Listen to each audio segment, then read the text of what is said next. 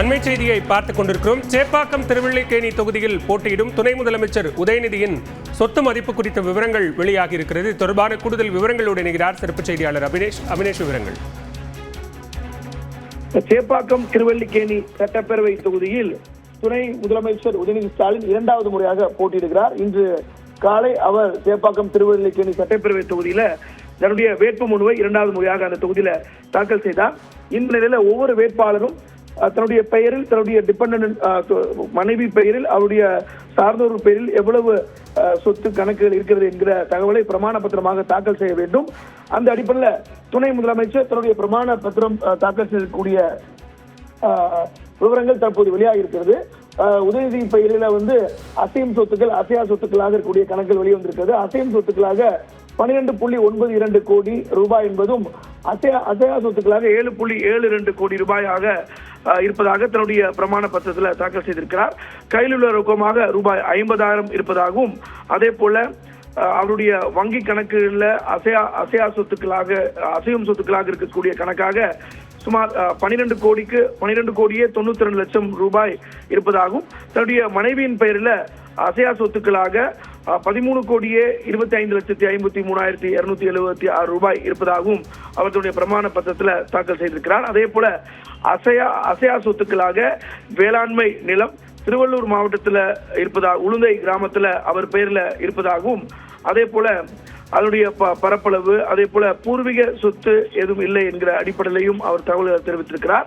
அந்த அடிப்படையில் அசையா சொத்துக்களாக சுமார் 7.72 கோடி ரூபாய்க்கு தன்னுடைய அசையா சொத்தினுடைய மதிப்பு இருப்பதாகவும் தன்னுடைய பிரமாண பத்திரத்தில் அவர் தாக்கல் செய்திருக்கிறார். அதே போல அவருடைய மனைவியின் பெயரிலும் அசையா சொத்துக்களாக எதுவும் இல்லை அப்படிங்கிறதையும் அவர் தன்னுடைய பிரமாண பத்திரத்தில் தாக்கல் செய்திருக்கிறார்.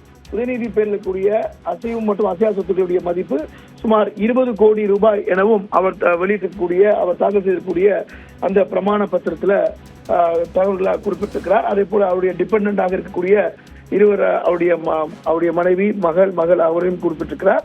அவருடைய மனைவி கிருத்திகா பேரில் 13.25 கோடி ரூபாய்க்கு சொத்துக்கள் இருப்பதாகவும் தெரிவித்திருக்கிறார். உதயநிதிக்கு 1 கோடி ரூபாய் மதிப்புள்ள டிஃபெண்டர் கார் மற்றும் 23 லட்சம் ரூபாய் மதிப்புள்ள இனோவா கார் இருப்பதாகவும், 1.87 லட்சம் மதிப்புள்ள 1600 கிராம் தங்க நகையில் அவருடைய மனைவி கிருத்திகா பெயரில் இருப்பதாகவும் வேட்புமனுவில் குறிப்பிட்டிருக்கிறார். உதயநிதியிடம் தங்க நகையில் எதுவும் இல்லை எனவும், திருவள்ளூர் அருகே உளுந்தையில 10.5 ஏக்கர் வேளாண்மை நிலம் உள்ளதாகவும் தன்னுடைய அந்த பிரமாண பத்திரத்தில் கொடுத்திருக்கிறார். மேலும் வேளச்சேரியில் 2400 சதுர அடி நிலமும், ராயப்பேட்டை மற்றும் பள்ளிக்கரணையில உதயநிதிக்கு சொந்தமான அடுக்குமாடி குடியிருப்புகள் இருப்பதாகவும் தன்னுடைய பிரமாண பத்திரத்தில் தன்னுடைய சொத்து விவரங்களை கொடுத்திருக்கிறார். பாலவே. அபினேஷ், அதே நேரத்தில் இந்த அபிடவிட்ல வழக்குகள் தொடர்பான விவரங்களும் கூட பதிவு செய்யப்பட்டிருக்கு. அது குறித்த விவரம் எதுவும் இருக்கு? பொதுவா ஒரு வேட்பாளர் அவர் பேரில் இருக்கக்கூடிய நிலுவையில் இருக்கக்கூடிய வழக்குகள், அதே போல தண்டனை ஏதாவது வழக்குகள்ல பெற்றிருக்காங்களா அப்படிங்கிறதையும் அவர் கொடுக்கணும். அந்த அடிப்படையில் அதையும் அவர் அனெக்சரா இணைச்சிருக்கிறார். எந்தெந்த நீதிமன்றத்துல அவர் பெயர்ல வழக்குகள் இருக்கிறது என்பது குறித்த அந்த தகவலையும் அவர் கொடுத்திருக்கிறார். அந்த அடிப்படையில 2 பக்க அனெக்சர் 1ல 2 பக்க ஒரு இணைப்பையும் இதனோடு கொடுத்திருக்கிறார்.